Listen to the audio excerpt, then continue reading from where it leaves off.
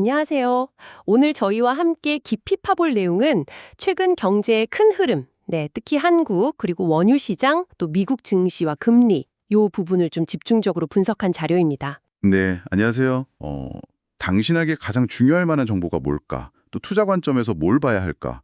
이런 것들을 좀 찾아보는 시간을 갖겠습니다. 네, 중요한 포인트들을 잘 짚어봐야겠죠. 자, 그럼 먼저 한국 상황부터 자세히 들여다볼까요? 네, 좋습니다. 한국은행이 기준금리를 2.50%로 동결했다는 소식인데요.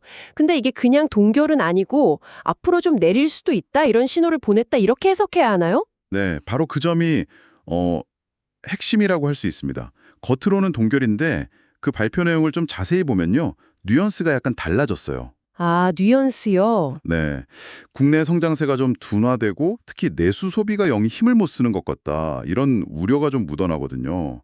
그러니까 앞으로는 금리를 좀 내려서 경기를 떠받쳐야 하지 않나? 뭐 이런 쪽으로 살짝 기운 듯한 느낌을 주는 거죠. 그렇군요. 경기가 좀 안 좋으니까 금리 내려서 돈을 풀려는 건가 이렇게 보이는데 근데 이게 결정이 쉽지는 않을 것 같아요. 그 자료에서도 보면 주택시장 과열 문제라든가 또 원화 가치 떨어지는 거 이런 걱정도 같이 나온다면서요. 정확히 보셨습니다. 네, 그게 바로 한국은행이 지금 딱 처한 딜레마예요. 딜레마. 그렇죠. 성장만 생각하면 금리 내리고 싶죠.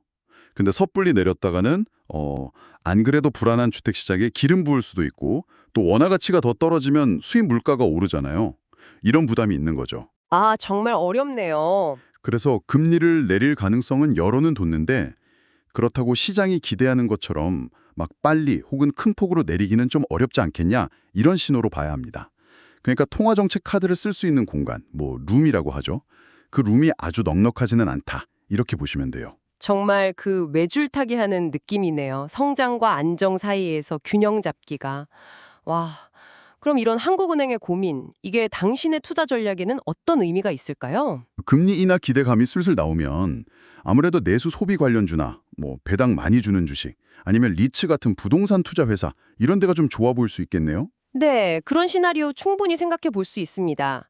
금리가 낮아지면 아무래도 기업들 자금 조달 비용 줄고 시중에 돈이 좀 풀리니까 소비 관련 기업들 실적 좋아질 거란 기대가 생기죠. 그렇죠. 또 뭐 예금 금리보다는 높은 배당을 주는 주식이나 아니면 꾸준히 임대 수익 나오는 리츠 이런 것들의 상대적인 매력이 커질 수 있고요. 음흠. 근데 중요한 건 동전의 양면을 다 봐야 한다는 겁니다.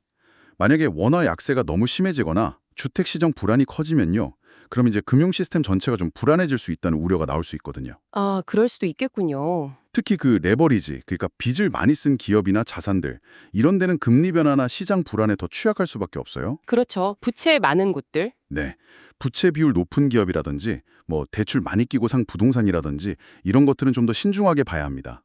결국엔 비회 요인이랑 위험 요인을 잘 저울질하면서 위험 관리에 신경 쓰는 게 중요해지는 시점이죠. 네, 한국은행도 줄타기, 우리 투자자들도 줄타기를 해야 하는 상황이네요. 자, 그럼 이제 시선을 좀 밖으로 돌려보죠. 원유 시장. 여기가 최근에 좀 시끄러웠어요. 미국이 러시아의 주요 에너지 기업들 로스네프트나 루크일 뭐 이런 데 제재를 발표하면서 유가가 갑자기 올랐다고요. 이게 좀 흥미로운 지점 같아요. 네, 맞습니다. 국제유가가 단기적으로 좀 확 올랐죠. 근데 여기서 중요한 게 뭐냐면 이게 뭐 경제가 너무 좋아서 원유 수요가 폭발해서 오른 게 아니라는 거예요. 아, 수요 때문이 아니고요. 네, 그게 아니라 러시아라는 주요 공급처에서 생산이나 수출에 문제가 생길 수 있다. 이런 공급 불안 우려, 그리고 지정학적 위험이 커진 게 직접적인 원인이었어요. 아하. 예를 들면 제재 발표 딱 나고 나서 인도 같은 나라들 있잖아요. 러시아 원유 많이 사가던 네네. 이런 나라들이 이거 계속 사도 되나? 하고 수입 정책 다시 생각할 수 있다는 뉴스가 나오니까 시장이 불안해진 거죠. 그래서 유가가 뛴 겁니다. 실제 수요 변화보다는 공급망이 좀 불안정해질 수 있다는 거에 시장이 민감하게 반응한 거죠. 아, 그러니까 수요가 좋아서가 아니라 공급에 차질 생길까 봐 미리 가격이 올랐다는 거군요. 이런 공급 충격 때문에 유가가 오르는 건 투자 관점에서 보면 어떻게 봐야 할까요? 당장 에너지 기업들은 좋을 수 있겠지만 다른 쪽은 힘들 수도 있겠는데요? 정확합니다. 네. 단기적으로는 제재 대상이 아닌 다른 지역의 에너지 회사들이나 원자재 관련 기업들은 반사 이익을 좀 볼 수 있겠죠. 그렇죠. 공급 차질 우려가 현실이 되면 이 기업들 수익성이 좋아질 수 있으니까요. 근데 반대로 항공, 해운, 물류 이런 데는 유류비 비중이 크잖아요. 네, 크죠. 그리고 원유를 원료로 쓰는 석유화학 회사들. 이런 데는 비용 부담이 확 커지니까 상당한 악재가 될 수 있습니다. 그래서 투자자 입장에서는 포트폴리오 안에서 에너지 업종 비중을 전술적으로, 그러니까 좀 단기적인 관점에서 살짝 늘려볼 수는 있겠지만요. 유가가 한번 이렇게 급등하고 나면 변동성이 엄청 커질 수 있다는 점은 꼭 기억해야 합니다. 변동성이요? 그러면 갑자기 또 확 떨어질 수도 있다는 말씀이신가요? 그럴 가능성도 충분히 있죠. 예를 들어 지정학적 긴장이 좀 풀린다거나 아니면 시장이 우리가 제재 효과 너무 과하게 봤네? 이렇게 판단하면 급등했던 게 또 빠르게 제자리로 돌아올 수도 있고요. 아, 그렇군요. 또 급등한 뒤에는 차익 실현하려는 매물도 나올 수 있고요. 그리고 더 큰 그림에서 보면 이렇게 유가가 오르는 게 전반적인 물가 상승 압력, 즉 인플레이션을 다시 자극할 수 있다는 점도 중요합니다. 인플레이션, 네. 이건 결국 또 각국 중앙은행, 특히 미국 연준의 통화정책 결정에도 영향을 줄 수 있는 변수라서 계속 봐야 하는 거죠. 와, 유가 하나가 정말 여기저기에 영향을 많이 미치네요. 그럼 이제 그 연준이 있는 미국 시장으로 가보겠습니다. 미국 증시가 최근에 좀 조정을 받았다면서요? 특히 그 잘 나가던 대형 기술주들이 좀 주춤했다는데 이유가 뭔가요? 네, 맞아요. 뉴욕 증시가 최근에 좀 숨 고르는 모습이었어요. 이유는 크게 두 가지 정도로 볼 수 있는데요. 첫 번째는 그동안 시장을 막 끌어올렸던 일부 대형 기술주들 있잖아요. 네, 빅테크들. 네, 이 기업들의 앞으로 실적 증가세가 예전처럼 막 폭발적이지는 않을 거다 이런 우려가 좀 나오기 시작했어요. 그리고 두 번째는 금리 환경 변화죠. 미국 10년 만기 국채 금리가 4% 근처에서 왔다 갔다 하는데 시장이 기대했던 것처럼 금리가 빨리 또 많이 내려갈 거라는 기대감이 좀 약해진 거예요. 그러면서 주식시장, 특히 고성장 기술주에는 좀 부담이 된 거죠. 잠깐만요. 그러면 그 제롬 파월 연준 의장이 회의 때마다 데이터 보고 판단하겠다. 이렇게 말한 게 그냥 원론적인 얘기가 아니라 사실은 금리 인하가 생각보다 더 늦어질 수 있다? 이런 강력한 신호 같은 거였군요. 이건 시장 기대랑은 좀 다른 느낌인데요. 네, 바로 그 점을 시장이 지금 주목하고 있는 겁니다. 미팅 바이 미팅 접근법이라는 게 미리 정해진 길은 없다 이거거든요. 네. 발표되는 경제 지표, 특히 물가랑 고용 지표 보고 그때그때 금리 정책 정하겠다. 이런 의미예요. 그러니까 여전히 물가가 연준 목표인 2%까지 확실히 내려오지 않고 좀 끈적끈적하다. 이러면 섣불리 금리 내리기 어렵다는 뜻을 담고 있는 거죠. 아, 그렇군요. 그래서 지금 미국 시장은 약간 시속 게임 같아요. 한쪽에서는 그래도 언젠가는 내릴 거야 하는 기대감이 시장을 올리려고 하고 다른 한쪽에서는 근데 물가가 쉽게 안 잡히니까 그 시점은 더 뒤로 밀릴 수 있어 하는 우려가 누르고 있고 아주 팽팽한 줄다리기 국면이죠. 시속 게임, 비유가 딱 맞네요. 투자자들은 그 사이에서 중심을 잘 잡아야 할 텐데 그럼 이런 상황에서 당신의 투자 포트폴리오에는 어떤 점들을 고려해야 할까요? 기술주는 이제 정말로 실적이 중요해지겠군요. 맞습니다. 그동안은 미래 성장성 기대감으로 주가가 많이 올랐다면 이제는 진짜 숫자로 보여줘야 하는 시기가 온 거죠. 네. 실적의 시장 기대에 못 미치면 주가 변동성이 커질 수 있고요.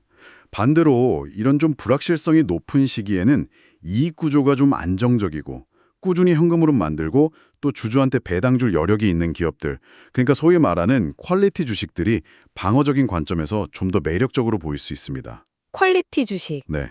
단순히 안정적인 걸 넘어서 이런 기업들은 좀 어려운 경제 환경에서도 사업을 잘 유지하고 주주 가치를 지켜낼 가능성이 상대적으로 높다. 이런 믿음을 주거든요.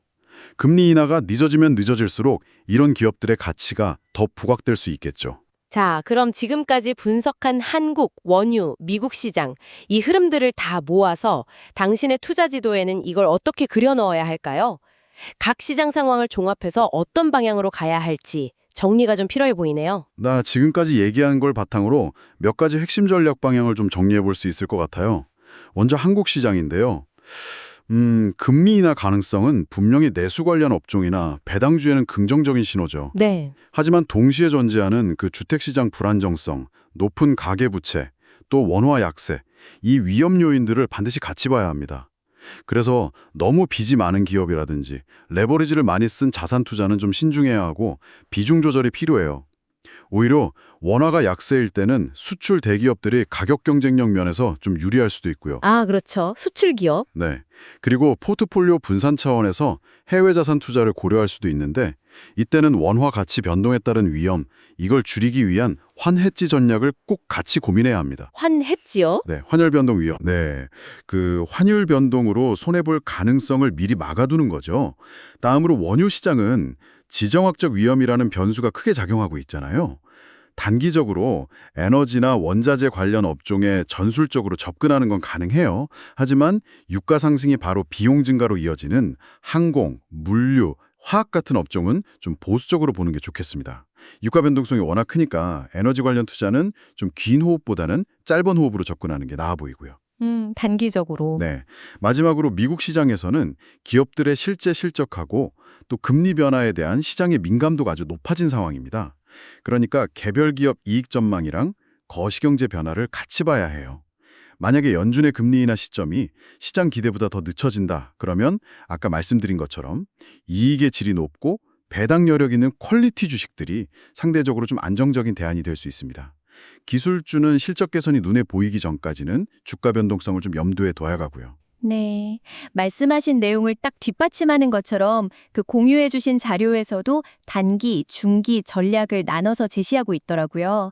단기적으로는 지금의 지정학적 불안을 고려해서 에너지 자산 비중을 조금 늘리는 거, 그리고 환율 변동성 대비해서 해외 자선 투자할 때 환해지 고려하는 거, 이걸 언급하고 있고요. 네. 중기적으로는 한국 금리 인하 가능성을 보면서 내수 관련주나 배당주 비중을 서서히 늘리고 또 금리가 정점을 찍었다는 좀 더 확실한 신호가 보이면 그때는 포트폴리오 안정성을 위해서 신용도 높은 장기 채권에 분산 투자하는 것도 괜찮다 이렇게 제안하고 있더군요. 네, 그런 전략들이 지금 상황에서는 합리적인 대안이 될 수 있습니다. 근데 어떤 전략을 쓰든 항상 그 잠재적인 위험 요인은 머릿속에 넣어둬야 해요. 그렇죠. 항상 위험은 있죠. 네, 예측 불가능한 지정학적 사건들. 예를 들어 에너지 제재가 생각보다 훨씬 더 넓게 확대된다거나 뭐 새로운 분쟁이 터진다거나 할 수도 있고요. 또 각국 정부가 갑자기 부동산 규제를 확 강화하거나 무역 분쟁이 심해져서 새로운 관세를 매긴다거나 하는 정책 변수도 시장을 흔들 수 있습니다. 그리고 가장 근본적으로는 잡히는 줄 알았던 인플레이션이 다시 고개 들 가능성. 이건 항상 열려 있다는 걸 잊으면 안 됩니다.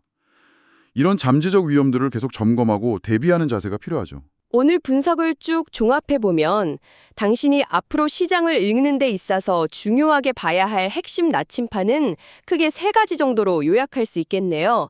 첫째는 지정학적 긴장과 수급 전망에 따라서 막 춤추는 원유 가격의 반향성. 네, 중요하죠. 둘째는 한국 경제와 금융시장의 어떤 체력을 보여주는 달러 대비 원화 환율의 움직임. 그렇죠, 환율. 그리고 셋째는 다음번 한국은행 금통위 회의록이나 총재 발언에서 나올 금리 정책 관련 톤의 미묘한 변화.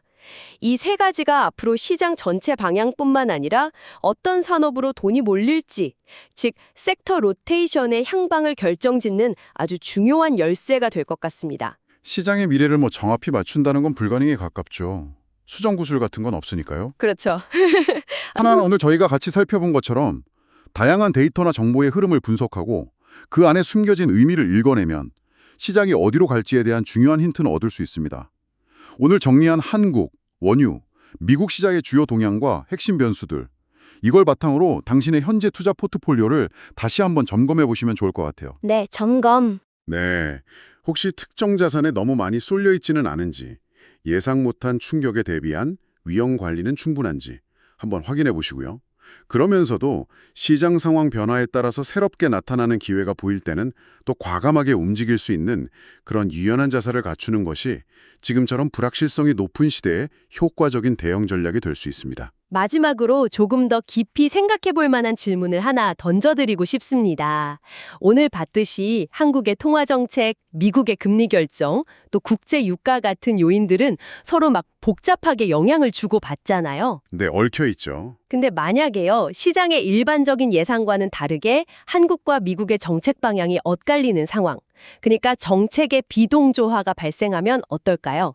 예를 들어 미국은 계속 긴축을 하거나 심지어 금리를 더 올리려고 하는데 한국은 경기 부양을 위해서 먼저 금리를 확 내려버리는 시나리오 같은 거요. 아, 그런 시나리오. 흥미롭네요. 이런 정책 방향의 어긋남이 특히 자본 유출입에 민감한 특정 산업들, 예를 들면 반도체나 금융산업 같은 분야에서는 어떤 예상치 못한 나비 효과를 불러올 수 있을까요? 이게 어쩌면 새로운 기회가 될 수도 있고 아니면 예상 못한 큰 위험이 될 수도 있을 텐데요. 이 질문에 대해서 한번 깊이 고민해 보시면 앞으로 다가올 변화의 파도를 헤쳐나가는 데 중요한 통찰력을 얻으실 수 있을 겁니다. 오늘 저희와 함께한 깊이 있는 분석은 여기까지입니다. 감사합니다. 네, 감사합니다.